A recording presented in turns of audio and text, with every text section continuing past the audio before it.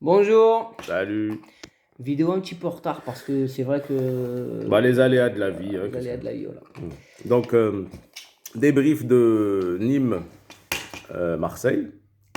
Marseille-Nîmes? Non, Nîmes-Marseille. Nîmes-Marseille, Ouais. Nîmes-Marseille. Maintenant, avec avec les publics qui manquent, on ne sait jamais. Ouais. Donc, Nîmes-Marseille, on va pas dire grand-chose, je pense, parce que la qualité du jeu, elle était ce qu'elle était, hein. Bah, ça confirme cette petite embellie, mais Mm. toujours contre des adversaires Un peu d'un faible. moindre niveau. Voilà. Qui plus est, avec deux défenseurs titulaires en moins, et sachant que Nîmes n'a pas un effectif non plus pléthorique. Pléthorique. Ouais, pléthorique, 3 syllabes. j'avais envie de le placer celui-là. 3 syllabes, mec. J'avais envie de le placer. Moi, il n'a pas compris. Enfin bref, oui, effectivement, Nîmes, c'est pas une très grande équipe du championnat.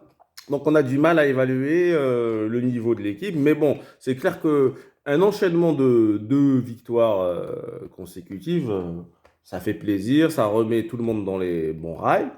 Bon, l'aspect étrange, donc on est en période de Covid, donc on n'est pas à ça près, c'est que Benedetto et Germain. Marc, je répète, Benedetto et Germain ont marqué. Donc peut-être qu'ils ont marqué leur but de l'année, c'est fini quoi. Après ça, on ne veut plus voir rien.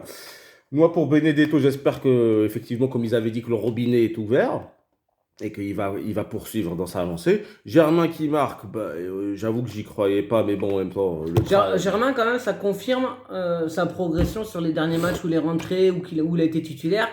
C'était pas le but le plus dur à mettre, certes, Voilà, parce ouais. qu'en face, la défense a bien merdé, mais félicitations à eux, Non, même et si... puis, sur les derniers matchs qu'il a fait, il était Voilà. bien placé, il a essayé de mettre des têtes ou des machins.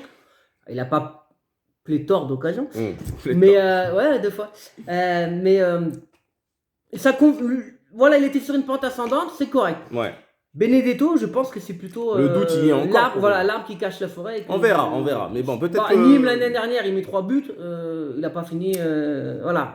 Là où on voit, c'est que l'équipe était tout endormie. Là, ils se sont un peu réveillés. Donc, forcément, Germain Benedetto se réveille aussi. L'animation offensive étant effectivement en progression, forcément, eux aussi progressent. Reste à voir avec les grosses confirmation aussi pour Payet, qui revient vraiment. Payet, bien. Voilà. Payet, je pense que ce que lui a fait AVB pour le titiller et lui faire un coup d'orgueil, là, je crois que c'était pas mal. Mais effectivement, ce genre de sanction, comme on peut dire, de mettre sur le banc, voilà, AVB l'a très bien fait. On avait peur qu'il nous fasse une Garcia en le mettant 10 matchs sur le banc, ce qui est contre-productif. Là, voilà, il l'a bien fait, il a mis un match. Bon, après, les matchs de Ligue des Champions, on ne dira pas si c'était bien ou pas. Mais bon, c'est trop tard. Là, on le voit, il court, il fait des beaux gestes, il est fit. Il est fit. Voilà, c'est plus comme avant. Donc, on est très content. Il est combatif, tout ça. L'ensemble de l'équipe a très. Seul joueur vraiment. Voilà, donc seul bémol, c'est que maintenant, il faut en arriver là pour faire comprendre à des joueurs professionnels et a fortiori, comment dire, internationaux, il faut leur faire comprendre par ce qu'on fait avec des gamins en général, des mecs qui ont quand même un certain âge, il faut leur faire comprendre par ces méthodes-là, alors que normalement, je sais pas si dans d'autres championnats c'est pareil, mais en France, on voit souvent que ce genre de truc peut arriver. C'est-à-dire que les mecs sont des gamins dans leur tête. On leur dit la condition physique n'est pas bonne, non, ils comprennent pas, il faut en arriver à des sanctions pour voilà. Bon, enfin bref, mais c'est fatigant, mais bon. Ça peut donner lieu à une petite vidéo un peu plus longue. Est-ce que justement l'environnement autour des sportifs en général en France n'est peut-être pas un peu nounours, un petit peu bisounours, tu vois? Bisounours. On les critique jamais. Germain est rarement critiqué. Benedetto, on se demandait encore quand est-ce qu'il allait marquer. Non, mais on se demande si en France il faut pas mettre un policier, enfin un gardien derrière chaque joueur pour le maintenir. Il fait bon vivre. Voilà, oui, il faisait bon vivre jusqu'à maintenant. Mais bon, quand t'as les moyens, c'est sûr que tout va bien. Mais quand t'as les moyens de t'entraîner chez toi. Mais normalement, t'as une autodiscipline qui se met en place. On la trouve dans d'autres pays. En France, c'est un peu plus compliqué, j'ai l'impression. Et pourtant, des joueurs français ont cette autodiscipline une fois qu'ils partent à l'étranger. On parle de Benzema, qui lui-même a fait installer des installations chez lui, parce que voyant qu'il est moins Ouais, Tu mais vois, c'est il vieillit. c'est Voilà, peut-être le club. il a toute une logique professionnelle. Non, c'est peut-être le club, voilà. C'est peut-être le club où tu es qui fait qu'il doit mettre en place des chartes internes à te Qui doit faire. refaire Voilà. passer le club Voilà, avant et de fait signer des chartes disant voilà ce qu'on veut nous, même si hors terrain on n'a pas à voir ce que tu fais, mais moi ce que je veux c'est qu'il y ait ça, Il ça, faut que tu ça. puisses remplir ta Voilà. mission. Tu dois pas sortir toutes les semaines, tu dois pas faire ceci, pas boire, pas picoler, pas fumer, pas. Ou alors t'es à 100% au match après. Voilà, tant que tu es à 100%, on te dit rien, mais si tu commences à baisser, ton hygiène de vie, elle nous concerne parce que tu es notre pouliche, quoi, c'est ça. Ouais, ouais c'est ça, c'est un investissement. Alors, juste une dernière partie, bon, on va. Je dis, Ah, donc, puisqu'on est sur les. Ça fait plusieurs matchs, on en parlait vite fait. Bon, on n'a pas trop chargé la mule. Sakai est vraiment sur une pente descendante depuis déjà l'année dernière. bon, c'était correct quand même ce dernier match. Ouais, mais ça reste juste correct. C'est C'est-à-dire, ouais. il a le niveau milieu de tableau de Ligue 1. Ouais, il nous avait habitués à mieux que ça avant. Et là, voilà, il se bat plus. Enfin, ou alors peut-être que physiquement, il est à la ramasse, on en sait Ouais, pas. peut-être, on sait pas. Hein. Bon, À après, voir. c'est l'âge aussi, on sait jamais. Donc, une petite.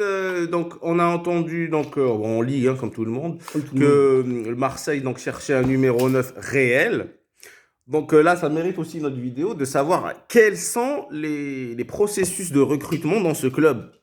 Parce que ils recrutent des mecs croyant que c'est des numéros 9 qui ne sont pas. Alors je me demande qui a de la merde dans les yeux. Est-ce que c'est mais comment on peut se tromper à ce point? Je veux dire un numéro 9 C'est évident, voilà, ça se montre quoi. Je veux dire s'il est dans son petit club et que tu vois qu'il a des gestes de 9, des attitudes de 9, tu vas pas le ramener en voilà, je veux dire à un moment donné, voilà. Cette question on va se la poser dans une autre vidéo. Ouais, je vois de quoi tu parles. Voilà, parce que le recrutement est très étrange, c'est-à-dire que il vient après coup te dire oui, on a recruté un bon joueur, mais c'est pas un numéro 9 comme on l'espérait. Mais je veux dire alors qu'il était évident que c'est pas un 9. voilà, tu te trompes une fois, d'accord, maintenant que tu te trompes 10 fois, ça commence à faire beaucoup quoi. Ça fait 4 ans qu'on cherche un numéro 9. Voilà. J'ai jamais vu un club, Voilà. il met 4 ans à choisir son numéro Voilà, 9. numéro 9, mais voilà, Benedetto, finalement c'est un joueur, mais c'est pas un bon numéro Ouais, 9. plutôt Après le que non. Brésilien, c'est un petit joueur, on le fait pas jouer parce que c'est pas un vrai numéro 9. Je veux dire, à un moment, la Germain, il lui faut vraiment un vrai numéro 9 à côté de lui. Oui, donc voilà. On a que des joueurs de complément. Voilà, après on a Mitroglou, il est pas assez bien pour le club soi-disant, mais ça. Maintenant, c'est le seul qui a montré des caractéristiques de numéro 9. À peu près. Comme ouais. Balotelli. Voilà. Donc c'est très Balotelli, voilà, tu le recrutes, après tu le laisses partir au bout d'un an, c'est pas. On en a parlé aussi des dernières fois. Slimani, il est dans un club, il était chaud pour venir à Marseille. Ilmaz, on ne prend pas. Tu veux ramener un numéro 9 au rabais, tu ramènes, mais à un moment donné, si tu veux un club, voilà, tu veux un joueur, tu ramènes un joueur, un vrai numéro 9. Et moi je disais à Slimani, un prêt de Leicester, il était pas contre, tout le monde était chaud pour ça. Ils le prennent pas, mais ils vont te prendre un petit Brésilien qui au final te dit c'est pas un numéro 9. Non. On en reparlera dans la vidéo. On en reparlera. Tu vas nous faire une petite analyse, toi, ça va être intéressant, parce que les affres du recrutement au Marseille, tu les connais mieux que moi. Moi, je dis un petit plus pour Zinedine Ferrat de Nîmes. fort. Vraiment. Sur les coups de pied arrêtés, il est très intéressant. Les petites courses sur le côté qui mettaient dans le vent plusieurs de nos défenseurs, c'était pas mal pour un Nîmois. Bon, Donc, ce qui mène nos défenseurs dans le vent, c'est pas le plus difficile à faire. non, mais par contre, pour un recrutement futur, je pense qu'il est abordable et. Donc voilà, on reparle du recrutement, mais même des petits clubs arrivent à faire des recrutements intéressants et nous, on n'y arrive pas. Voilà, exactement. Donc c'est tout ce que j'allais dire. Christophe, si tu as ajouté quelque chose? Non. Bon, je suis très content. On est content. Voilà. On a cette petite marge de 2 matchs.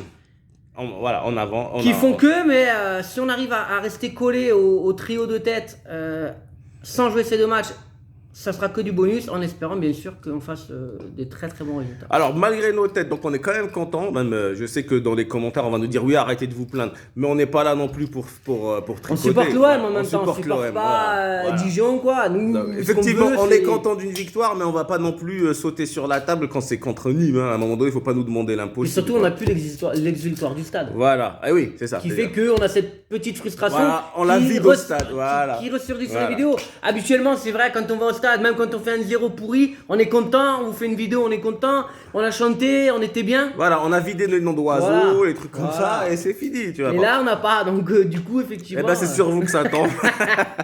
Bon, allez, on vous embrasse. Allez, ciao. Ciao.